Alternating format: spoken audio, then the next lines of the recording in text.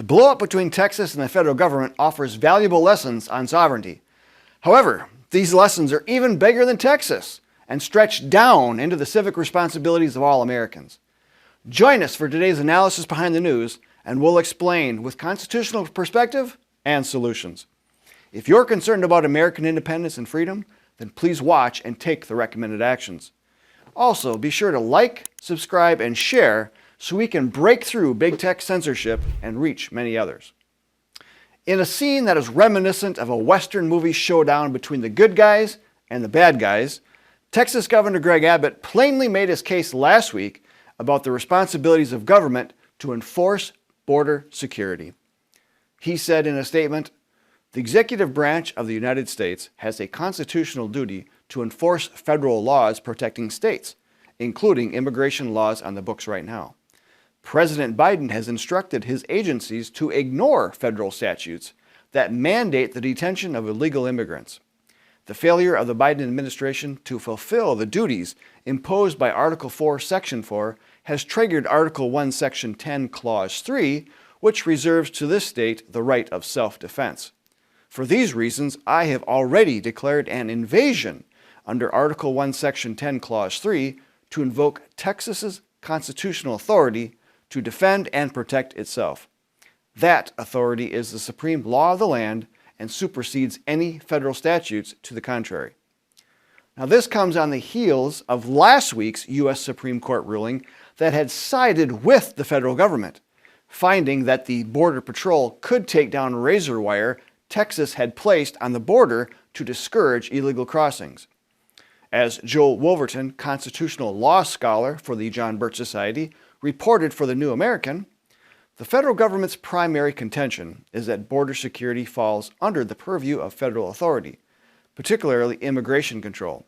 However, Texas's position is rooted in the concept of federalism, state sovereignty, and the right to protect its people from invasion. Texas argues that it has the right to step in, especially when the issue directly affects its citizens' safety and economic well-being. Furthermore, the state's decision to exclude federal agents from certain areas can be interpreted as an assertion of its right to manage its own law enforcement resources and strategies. While the Supremacy Clause of the Constitution ensures that federal law generally takes precedence over state law, it does not grant the federal government an unlimited mandate to intervene in state-controlled areas, especially when the federal actions are perceived as inadequate or counterproductive to the state's objectives. The federal Constitution is a binding set of limitations on the federal government and not the people. The states delegated specific and enumerated powers to the federal government. Yet, when the federal government fails to uphold its responsibilities, the creators of the federal government, the states and the people, must step in. Sovereignty is about the ability to self-govern.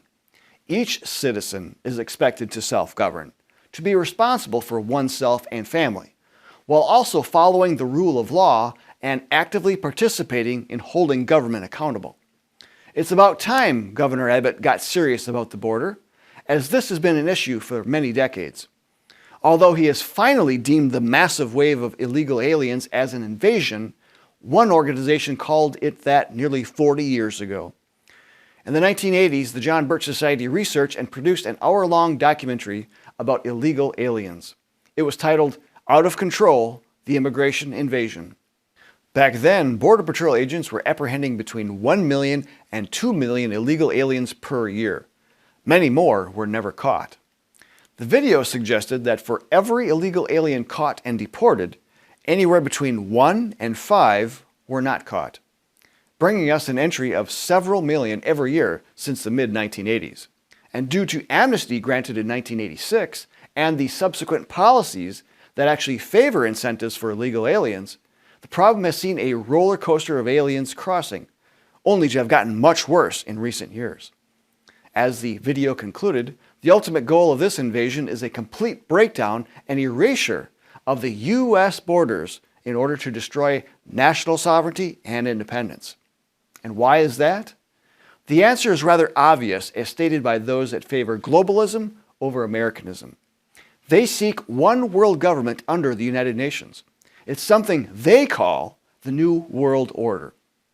Many attempts to erase our country's sovereignty have largely gone unnoticed, especially through trade agreements. But one cannot ignore the results. One of the largest attempts to erase our borders occurred around 2005. During the George W. Bush administration, there was full support of Mexico and Canada to try to create a North American Union, similar to the setup of the European Union. This regional government would have created unaccountable government above our existing three branches of federal government. The concept of limited government under the Constitution, as well as government instituted to protect God-given rights, would have been swept away and ending the founding experiment of freedom. Rather, this unaccountable bureaucracy would be making laws and forcing their implementation onto the people as subjects instead of citizens, which is what is happening in the EU. Every globalist and radical environmental goal would be fulfilled through decree. Yet it was the John Birch Society who pulled together the coalition to block the North American Union in 2012.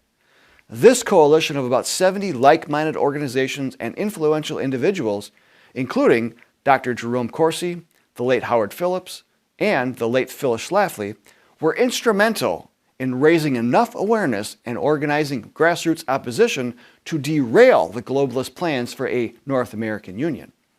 Even the main architect of this, the late Robert Pastor, a longtime member of the globalist think tank Council on Foreign Relations, gave us and members of the coalition credit for stopping any movement toward this in North America. Migration is a tool the globalists are using to flood nations with illegal aliens, flooding the justice system and the welfare system. And as voting privileges are granted, the changed voting patterns of the electorate will change the scope of government. History bears out that nations fall due to overwhelming waves of migrants. In the case of Texas, the state has a strong constitutional foundation from which to assert its sovereignty. James Madison, the father of the Constitution, wrote in Federalist No. 46 the basic constitutional foundation of interposition to nullify unconstitutional abuses. He wrote, "Were it admitted, however, that the federal government may feel an equal disposition with the state governments to extend its power beyond the due limits, the latter would still have the advantage in the means of defeating such encroachments. If an act of a particular state, though unfriendly to the national government, be generally popular in that state and should not too grossly violate the oaths of the state officers, it is executed immediately, and of course by means on the spot, and depending on the state alone. The opposition of the federal government or the interposition of federal officers would but inflame the zeal of all parties on the side of the state, and the evil could not be prevented or repaired, if at all, without the employment of means which must always be resorted to with reluctance and difficulty. On the other hand, should an unwarrantable measure of the federal government be unpopular in particular states, which would seldom fail to be the case, or even a warrantable measure be so, which may sometimes be the case, the means of opposition to it are powerful and at hand. The disquietude of the people, their repugnance and perhaps refusal to cooperate with the officers of the Union, the frowns of the executive magistrate of the state, which is the governor, the embarrassments created by legislative devices, which would often be added on such occasions, would oppose in any state difficulties not to be despised, would form in a large state very serious impediments, and where the sentiments of several adjoining states happen to be in unison, would present obstructions which the federal government would hardly be willing to encounter. We're now seeing many states come to the aid of Texas, pledging support.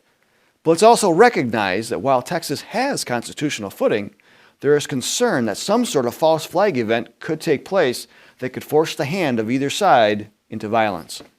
A return of the truck convoys that were prevalent for a short time during COVID are happening this week with scheduled stops in California, Texas, and Arizona. Participants should be warned of possible negative consequences, especially with agent provocateurs. And if you are to follow the actions of the Founding Fathers, then let's start with their educational efforts to inform the electorate. Before fighting the battle for independence, the Founders spent considerable time organizing the grassroots for support. Committees of correspondence were created, and literature was created to help persuade others to join the growing movement. They spent a minimum of 15 years from 1760 to 1775 to help effect the minds of the people. John Adams wrote to Thomas Jefferson in 1815, "As to the history of the Revolution, my ideas may be peculiar, perhaps singular. What do we mean by the Revolution? The war? That was no part of the Revolution. It was only an effect in consequence of it.